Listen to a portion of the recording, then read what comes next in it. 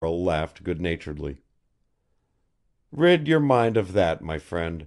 I merely happened to be downtown with Miss Rogers, and drove her up here in my car. As a matter of fact, if you have no objection, I'd like very much to meet your sister." "Why?" "Because she was Roland Warren's fiancée. Because she can tell me some things about Warren which no one else can tell me. Because the Warren case is almost as far from solution as it was 1 minute after the killing occurred." Gresham thought intensively for a moment. "You can give me your word of honor, Carol, that you are convinced that my sister is not connected in any way with the crime?" "I can, Gresham. So far as I now know, your sister has no connection whatever with the case.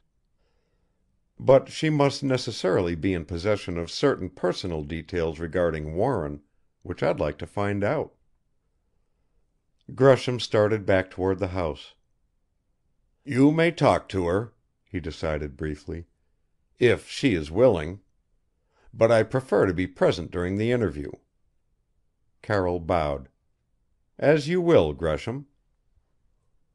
They walked to the house, and Garry led the way to the front hall.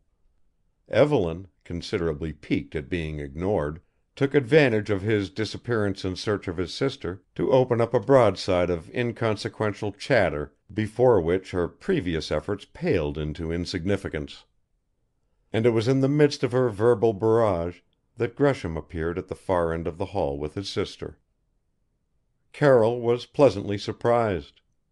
Evelyn's protestations of intimacy with Hazel Gresham had implanted in his mind the impression that she was decidedly of the flapper type.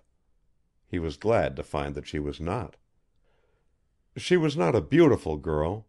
Rather, she belonged in that very desirable category which is labeled sweet. There was an attractive wistfulness about her, an undeniable charm, a wholesomeness, the sort of a woman, reflected Carol instantly, whom a sensible man marries. There was no hint of affectation about her. Her eyes were a trifle red and swollen, and she seemed in the grip of something more than mere excitement. But in her dress there was no ostentation. It was somber, but not black. And she came straight to Carol, her eyes meeting his squarely, and they mutually acknowledged Evelyn's gushing, but unheard, introduction: "Miss Gresham! Mr. Carroll!" They seated themselves about a small table which stood in the center of the reception hall, and even Evelyn sensed the undercurrent of tenseness in the air. Her tongue became reluctantly still, although she did break in once with a triumphant "Ain't he like I told you he was?" to Hazel. It was Garry who introduced the subject. "Mr. Carroll wants to ask you something about Roland," he said softly, and Carol, intercepting the look which passed between brother and sister, felt a sense of warmth, a pleasant glow, albeit it was tinged with guilt, as though he had blundered in on something sacred. The girl's voice came softly in reply, her gaze unwavering. "What is it you wish to know, Mr. Carroll?" The detective was momentarily at a loss. He conscripted his entire store of tact. "I don't want to cause you any embarrassment, Miss Gresham."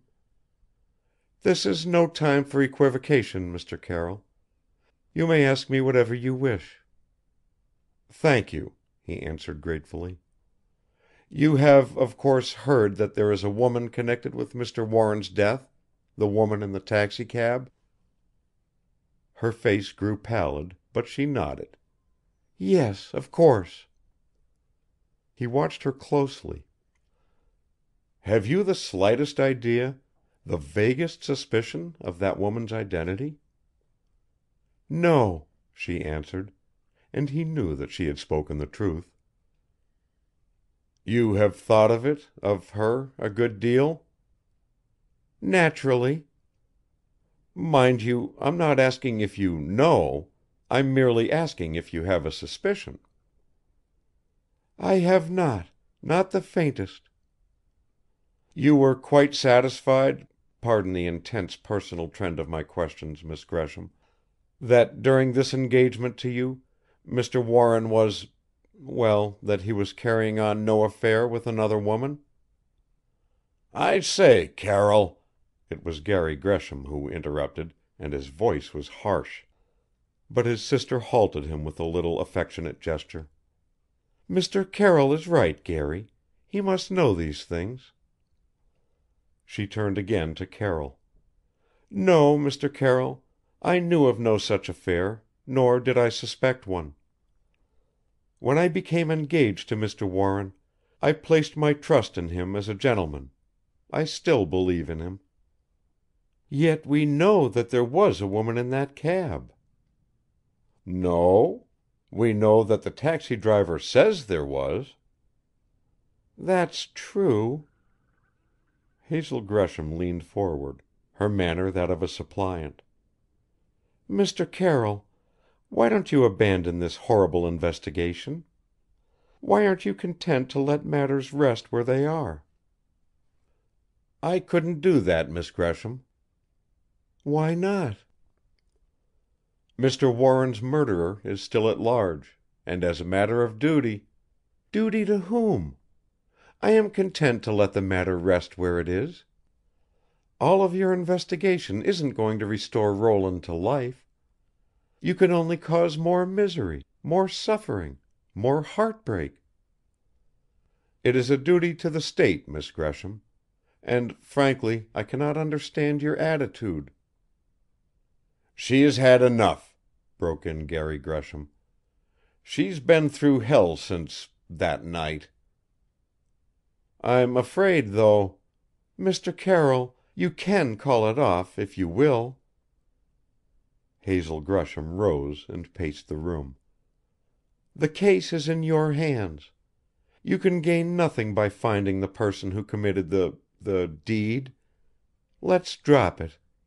Do me that favor, won't you? Let's consider the whole thing at an end." David Carroll was puzzled.